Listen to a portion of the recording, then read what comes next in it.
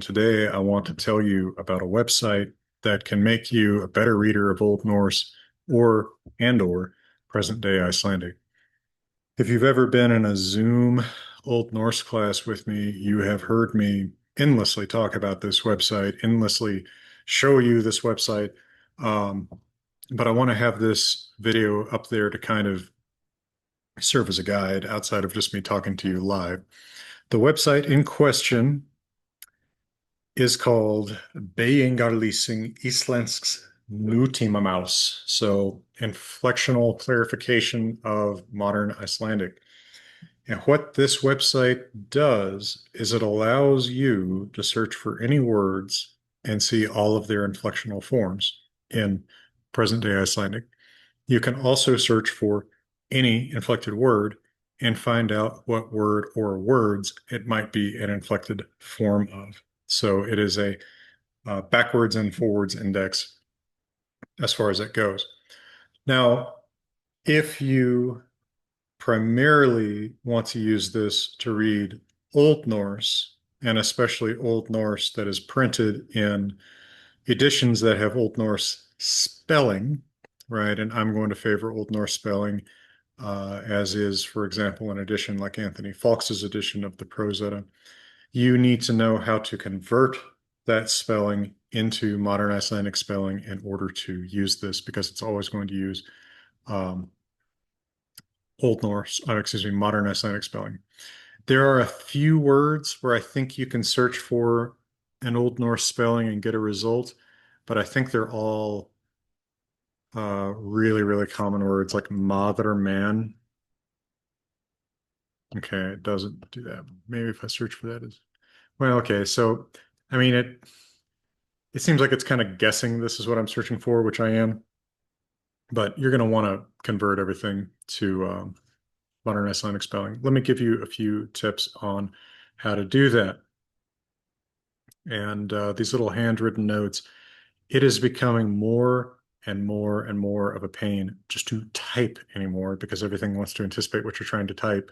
So I do, oddly enough, I find myself writing more and more by hand. I'll post just pictures of these for students in the current Essential Old Norse Zoom class and on Patreon. But here are the main things to keep in mind. Low emphasis words and endings, that is the endings of words, which are always going to be low stress in older modern Icelandic. And then function words, not typically nouns and verbs, but your prepositions, conjunctions, that kind of thing. T's or K's at the end of those are going to become eths or G's, respectively, in modern Icelandic. So kallat, katlað, at, að, anat, anað, okt, og, ekti, ég, mikt, mig, thick, the thig.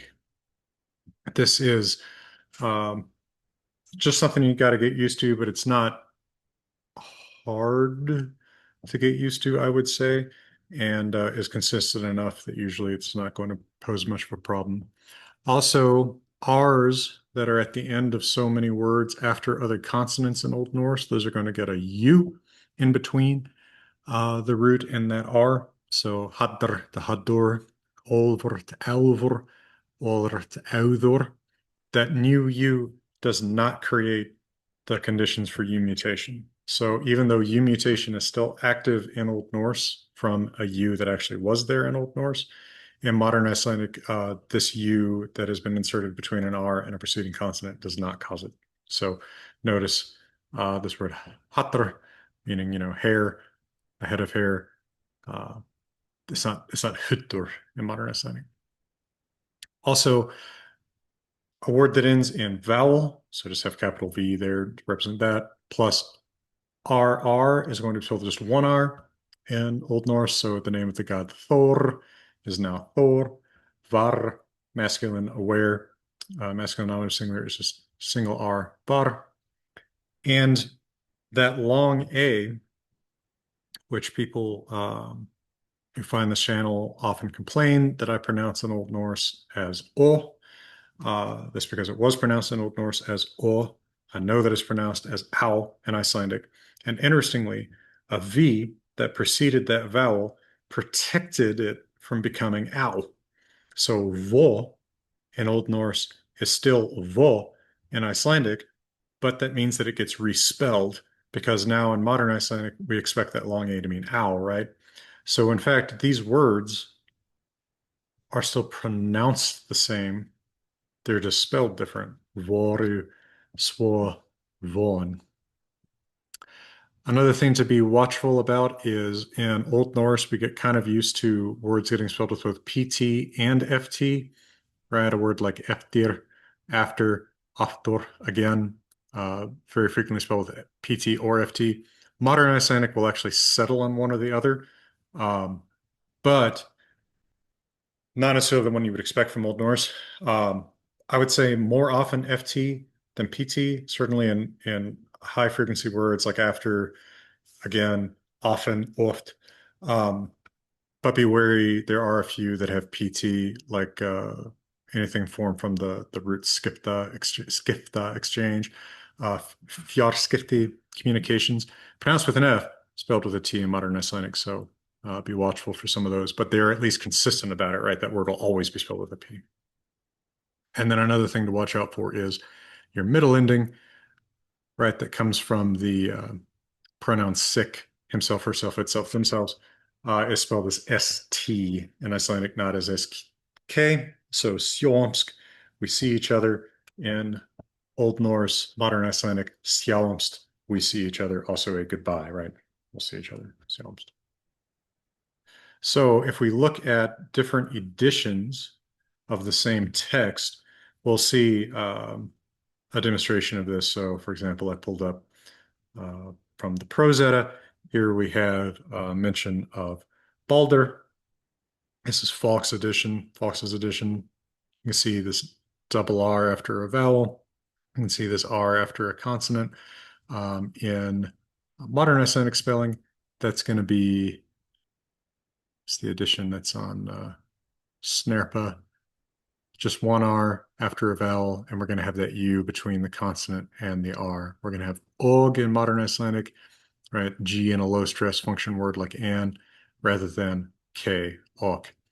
So I think with a lot of those rules in mind, you can pretty successfully look up the Icelandic forms. Another trick, if you can't figure it out, actually, there's one more thing I didn't mention is anywhere you see a Z in Old Norse, just spell it S in modern Icelandic. So that's bestur, right, with a U between the T and the R in Icelandic.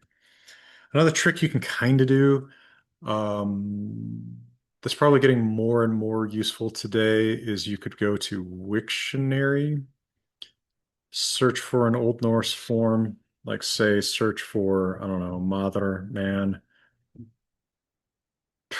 and you should be able to scroll down and it'll say Icelandic mother if you want to look it up. Now, Wiktionary often has inflectional tables too, right? Like, so this is certainly useful. But just keep in mind, of course, and I'm including myself in this, anybody can put anything up on the internet, right? So anybody can edit Wiktionary. I would say the vast majority of the time that I ever look at Wiktionary, it's been a great resource. I say, yeah, whoever put this here did a good job with it.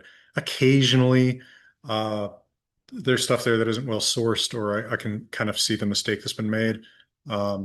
Whereas with baying or leasing, I mean, it's all input by professionals, and I would say is 100% correct. I would say Wiktionary has a very impressive 98% correct, but if they disagree, baying or leasing is more likely to be right. But of course, there are sometimes subtle differences between Old and Modern Icelandic inflection.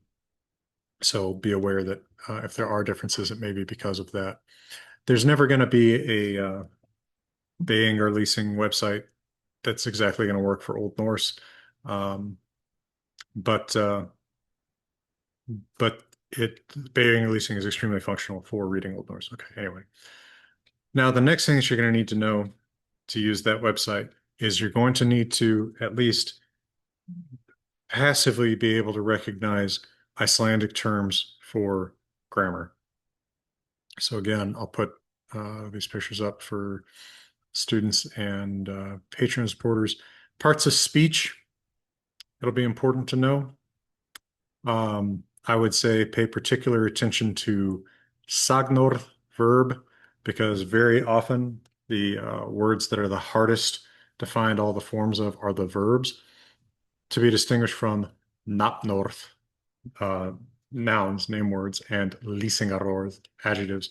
Those are the three categories most likely you're going to be looking at most of the time, because those are just the classes of words where you're going to have the most scope for there being something unusual, a little bit unpredictable, showing up in their inflectional forms. For verb entries, you're going to need to know some further vocabulary potentially. Usually, the forms that you need in a verb table are going to be listed way up top, and they're going to be reasonably intuitively easy to figure out. I'll show you some sample entries here in a minute, and you'll see what I mean.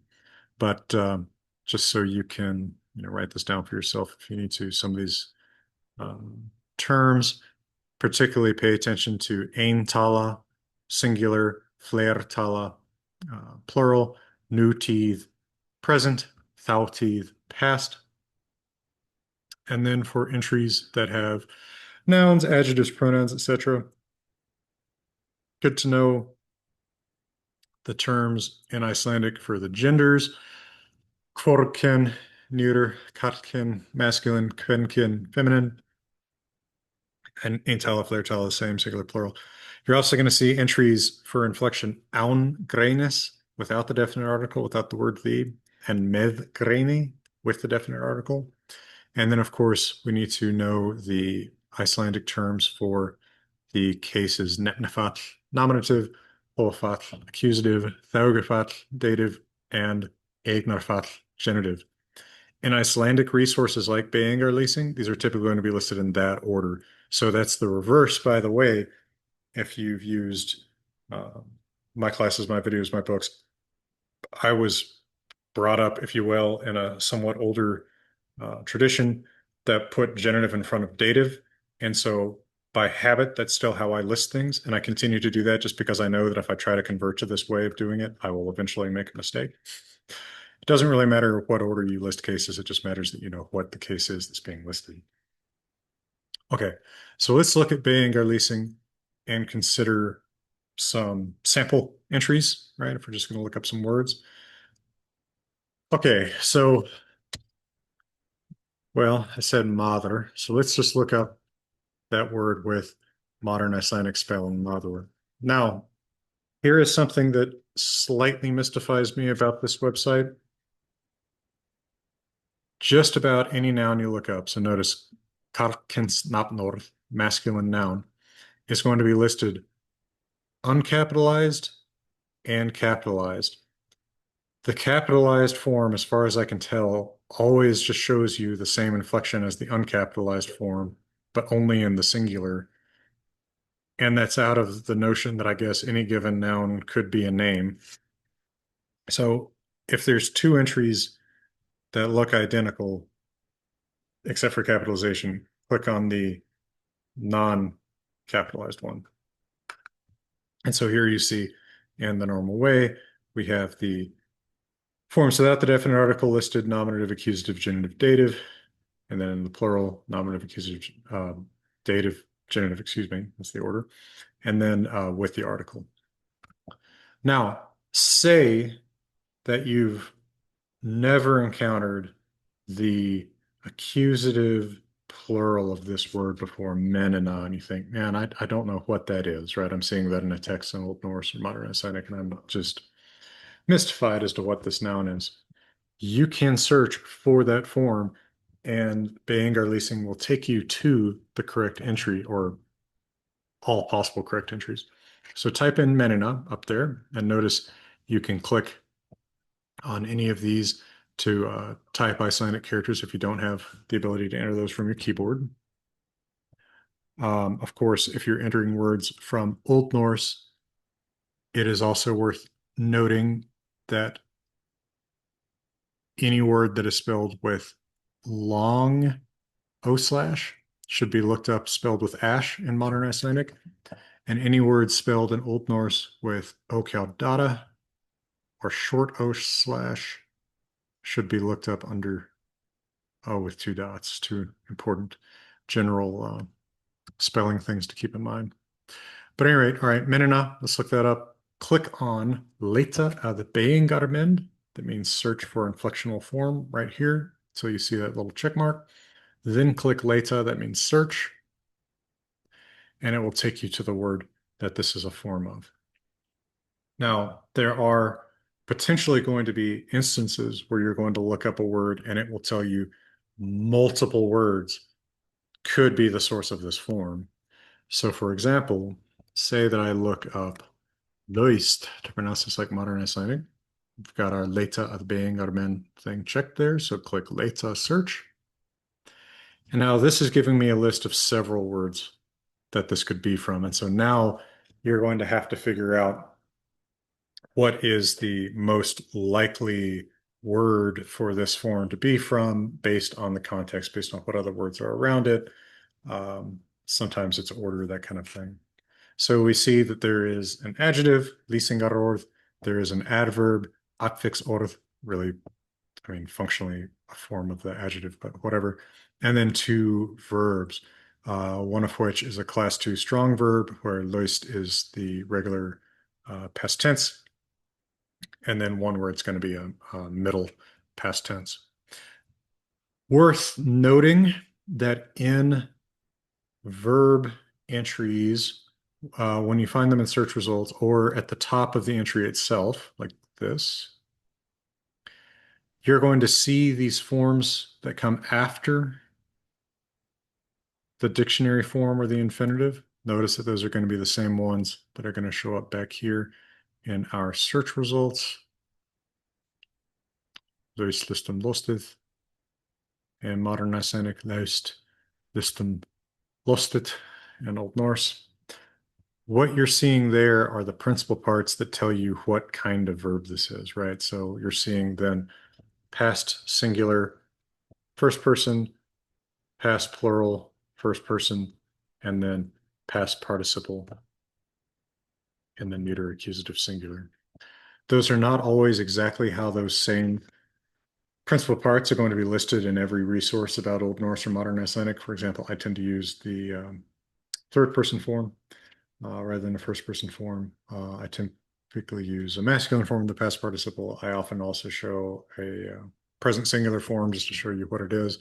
But the end result is the same. These just show you what kind of verb this is. And the fact that we have no ending in the past tense singular, but rather a change in what the vowels and the root are, just shows you this is a strong verb. And of course, if you want the details of all the changes to the vowel and such, you just click on through and you can see everything. So again, the top of an entry is going to give you the forms that you're most likely to see. And I would say that as a general rule, you're going from, yeah, you're really likely seeing this in a text to you're sort of less and less likely to see this in a text. So we start off with just regular indicative framsöguháttur forms in present and past, singular eintala and plural fleirtala, first person, second person, third person. And then helpfully we have the pronouns next to them. So if there's any confusion about what second person singular means, you can see there's that thu, singular you, and you can say, okay, that's what that goes with. Note that if you're coming at this from Old Norse, modern Icelandic no longer uses or barely ever uses the old plural we and y'all, you guys, which is of course ver and their in Old Norse. Now, what was dual in Old Norse, vit and thit, are modern Icelandic vid and thith, right? Low stress T to ed at the end of a word. And they just mean we and, you guys, y'all, regardless of number. These are no longer dual forms. These are the regular plurals in modern Icelandic. So we start off with regular indicative forms. These are your typical present and past forms. Then we get subjunctive present, subjunctive past. Then we get unpersonal forms with this particular verb. Not exactly sure what the idiom is that calls for this, but okay. Then we have imperatives. So this is the command form, right? Just telling you to do it, telling you to go punch. Present participle, the Ostende, not common in Old or Modern Icelandic. Lostið, so this is your past participle in its neuter accusative singular form. That's what's going to be used with have, right? Jeg have lostið, I have struck. And then we've got the fully inflected past participle down here. Again, singular and plural, masculine, feminine, neuter, and then all the cases listed: nominative, accusative, dative, genitive. This is just in case you need to inflect this, struck, punched as an adjective. I have a oft punched face or something, I guess is where you would use that. And then these question forms down here at the bottom, spurningamyndir. You're not going to see that very much in Old Norse, so it's not super relevant for our interest right now. Okay, you're going to get the exact same thing with weak verb entries. So say we go and we look at katla. Notice, once again, this is going to take us to, as many searches will, this is going to take us to several search results. So this is where these grammatical terms are going to help you out. So kven kins nafnorð, so feminine noun. Okay, that's not typically what we're going to be looking up under katla. We're more likely to be looking for the verb call. But because we have a noun here, we also have a name here. I don't know. They seem to do that for every single noun. But notice that the principal parts are again listed. This is showing you for weak verbs the past. I was going to say third person singular, but that is actually first person singular too. In modern Icelandic, it's no longer ek kallaða, but jeg kallaði. So third and first singular past, and then past participle. But all the forms listed are going to be the exact same as for strong verbs, right? We're going to start with indicative, present and past, go to subjunctive, present and past, then our middle forms with the medial passive suffix, then imperative, then participle as you'll most often see it. Participle as you'll see it with the medial passive suffix. So like ye have, or not really, well, I guess you could say ye have katlast, I've called myself, but more likely like við höfum katlast, we called each other. And then the participle as a fully inflected adverb, adjective, and then so on and so forth. If you want an example of an adjective,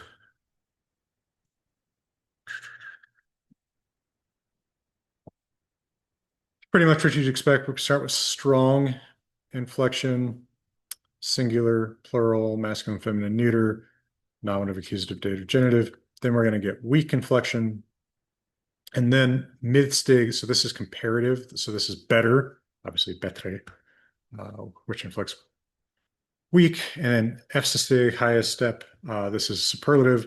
So bestur, right? Best, which inflects both strong and weak. And armed with those tools, especially knowing the grammatical terminology, you are going to have a really great resource at your fingertips for reading Old Norse and or Modern Icelandic. So bookmark this site, bookmark it as bin.átnastofnun.is.